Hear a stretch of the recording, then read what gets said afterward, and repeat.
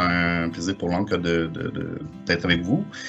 Avant de commencer, j'avais une petite question à vous poser. Donc, c'est une question ouverte.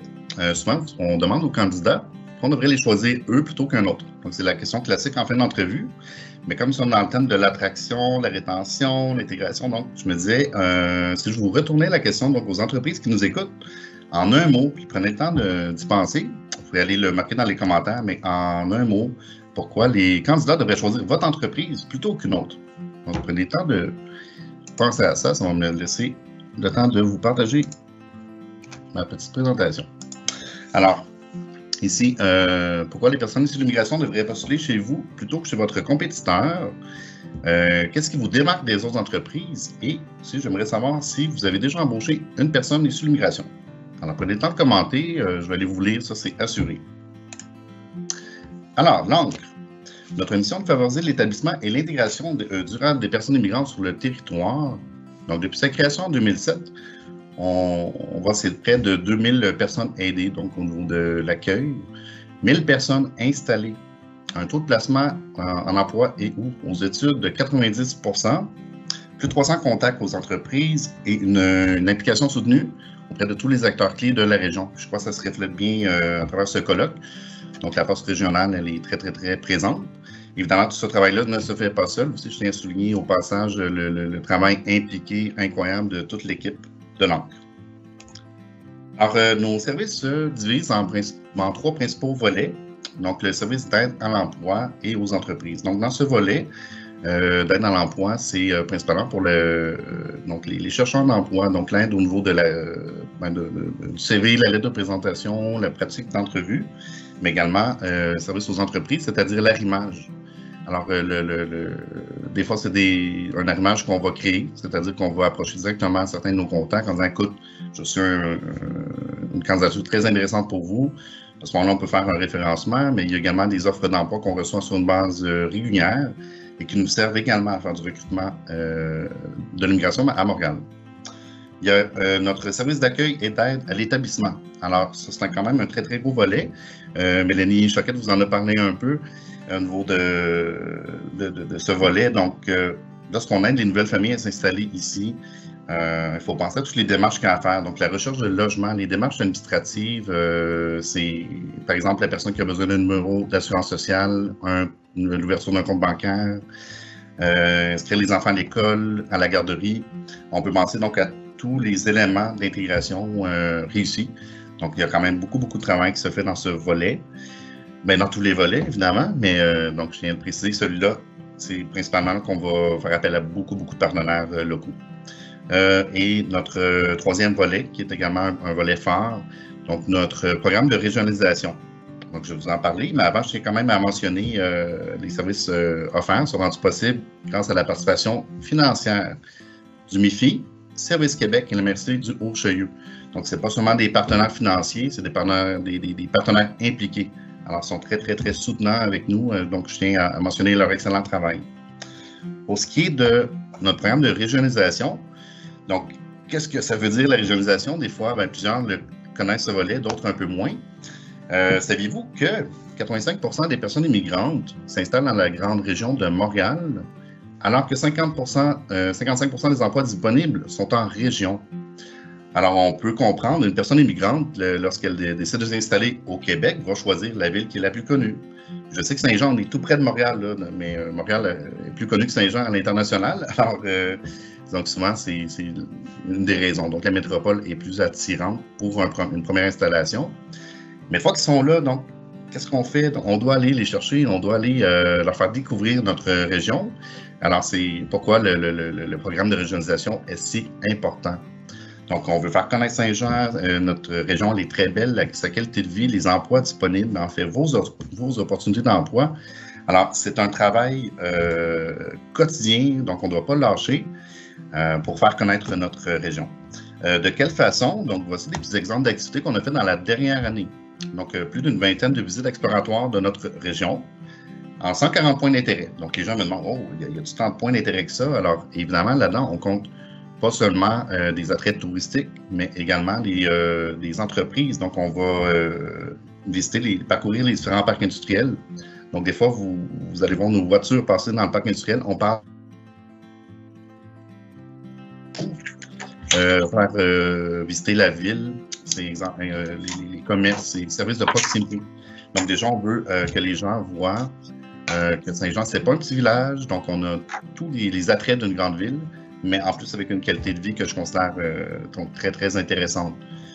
Des caravanes de l'emploi ou des autobus pour des activités locales. Donc, j'aime bien les caravanes de l'emploi. On a connu un franc succès l'année dernière avec ça. Donc, c'est un autobus, en fait, qui faisait visiter la ville et on portait beaucoup d'attention au parc industriel. Donc, il y avait des arrêts stratégiques de visite d'entreprise et il y avait également des entreprises, donc des employeurs qui venaient directement dans l'autobus s'adresser aux chercheurs d'emploi.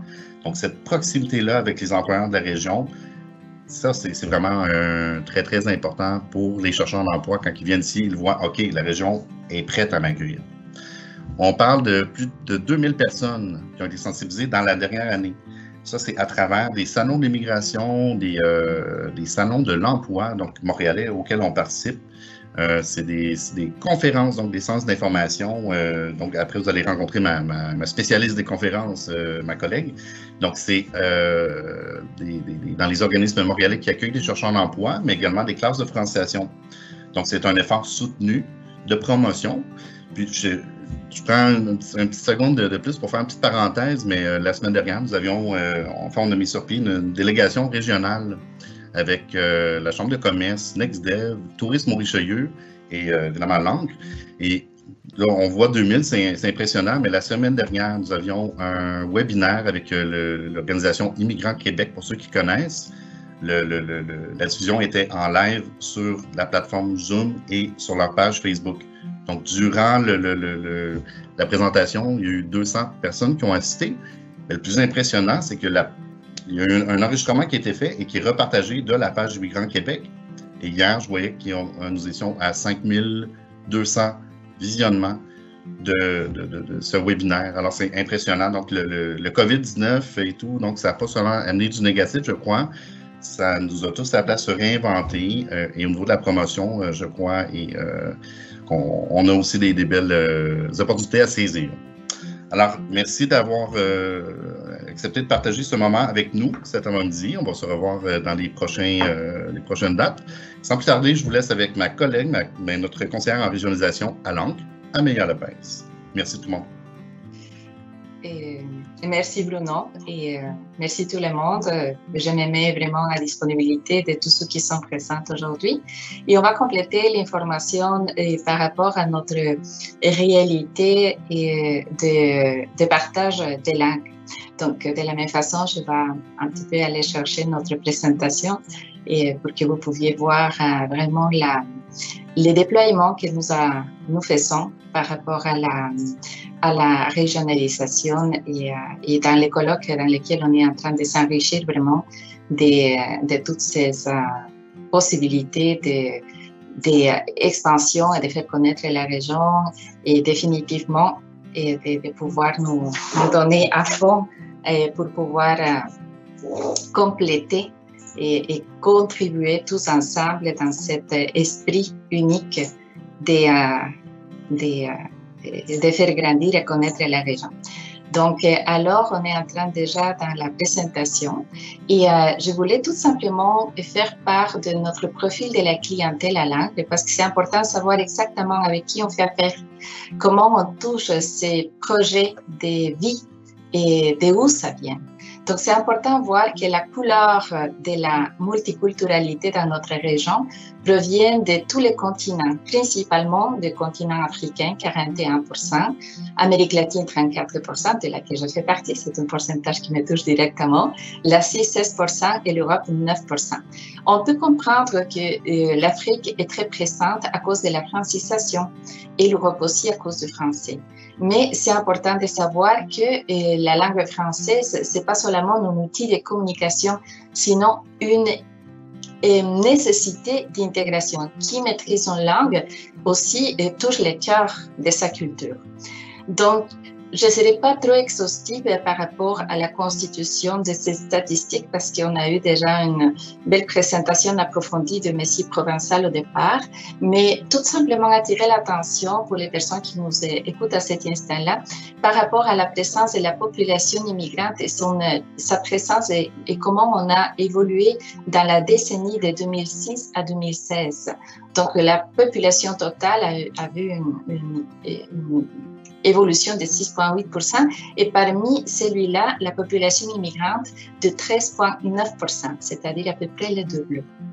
C'est important de savoir aussi, attirant l'attention à nouveau, que cette immigration est récente et on parle des dernières années, est une population jeune et majoritairement francophone, évidemment pour qu'on avait vu tantôt dans la première introduction. Mais c'est important de savoir que cette statistique nous dit que les immigrations récentes, ils sont à peu près dans la trentaine, c'est-à-dire dans les moments dans lesquels nous sommes en train de bâtir, de projeter notre vie, on a l'énergie aussi pour constituer, on puisse réinventer aussi, réorienter notre vie selon nos compétences et nos capacités. Donc, cette population majoritairement francophone et dans un âge économiquement actif, a une caractéristique très intéressante qu'on a déjà vue exhaustivement au départ, que c'est une population scolarisée, mais qu'on a un gros défi à soulever, à relever, c'est que malgré cette compétence scolarisée, si vous voulez, les revenus demeurent plus faibles que la moyenne. Ça, c'est une information de 2016. Donc, on est en train de parler on parle des études postsecondaires des résidents immigrants récents de 58,5% et qui sont revenus moyens, si vous voyez, de la population non migrante, 12,1%, mais la population immigrante totale, on commence à voir qu'il y a déjà entre 15 à 22%, que c'est quand même important à réfléchir. Alors, tous les déploiements que nous sommes en train de faire, évidemment, et notre colloque, l'ère de l'immigration qu'on est en train de partager tous ensemble, c'est l'expression de la concertation des partenaires et organismes. La table de concertation des partenaires en immigration compte avec 28 membres qui sont répartis en différents comités. La politique d'accueil, communication, main-d'œuvre, fêtes interculturelles, évidemment les bénévoles qui sont très importants.